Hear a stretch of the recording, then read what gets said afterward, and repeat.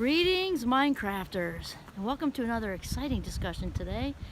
My name is Kimberly Quinn, and this is deep. I'm so inspired out in the woods here right now with little G. I didn't plan this at all.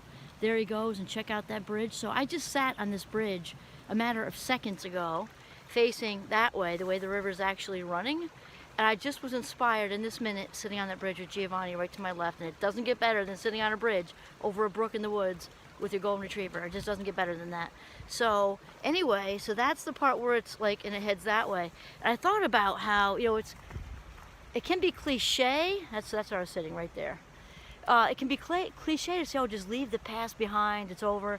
Here's the thing. It's all true. And this river just had me like right in that place, because literally I was facing where it's going, right? So it was everything that's happened in my past, and then my future's going that way, and it's got this gorgeous little like place where kind of like a little mini swimming hole where it's all just, I think of savoring when I look at that life to be savored that's ahead of me, right?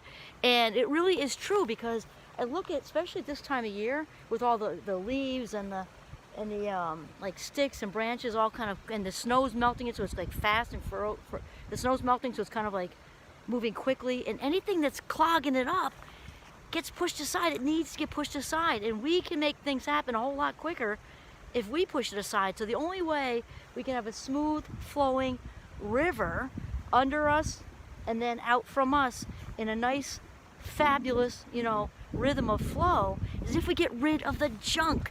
If we're living when we're holding on to resentments, and there are no justified resentments, and people say to me, oh yes there are, when I was 5 years old I got molested by my twisted uncle or something. I do understand. I definitely understand. Still, there are no justified resentments. That's crap clogging up the river that's riding right under you right now. And we only have so much emotional energy in one day. And why give it to that sick, twisted uncle that did whatever 20, 30 years ago, or even if it's a smaller thing than that example. So envy, jealousy, resentment, regret, all of that stuff is the crap that prevents the river from flowing beautifully. And the only way we can have that wonderful flow is to get rid of the junk. Just get rid of the junk. And one thing, I'm thinking of Wayne Dyer right now. He's a good metaphor for this. He was talking about being on, this is how this inspired him today, because I did not plan any of this. Wayne Dyer does a thing with the analogy of a boat, and he said he was out in the lake, and he's steering the boat going forward, right? And he says, look at that wake in the back of you. And I remember water skiing as a kid and like riding over that, and it's like, whoa. The wake behind the boat, that is the result of of the motor that's in front of it, where the boat has been, right? The boat was already there, and now it's moving forward. And he talked about like the point of the boat, facing the big wide open lake in front of him, and the boat is being powered by present moment energy of that motor.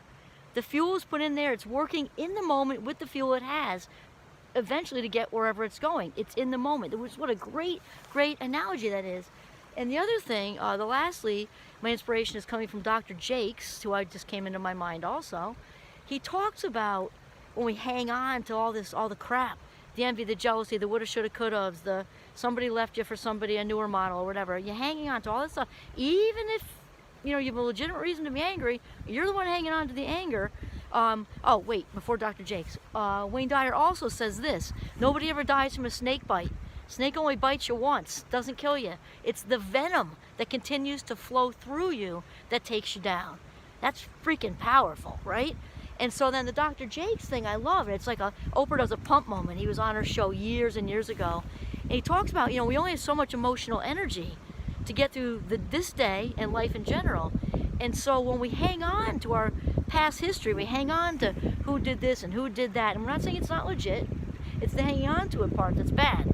So when we're hanging on to this and that, and who did this to me and wronged me and offended me and all this, that's picture like a pie of 100%. You're giving a big old piece of your emotional energy pie to something that happened 10 years ago that is literally water under the bridge, right? And we're hanging on to that. So this is what he says. He said, he says about putting it on a pedestal like a shrine.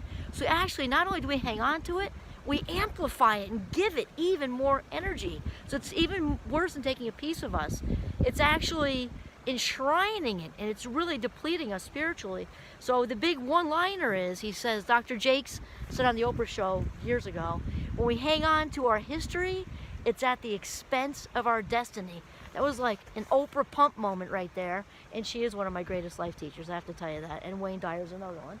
Dr. Jakes is a pretty good guy too, and so that's it. We hang on to our history, it's at the expense of our destiny, and we will never know, we will never, if we don't let go of all this stuff, the junk in the behind me, us, we will never know our true purpose, that, you know, higher power, God for me, universe, whatever. We will not be in alignment with our purpose, and we will not arrive at that place of living the highest version of ourselves until we get rid of the junk.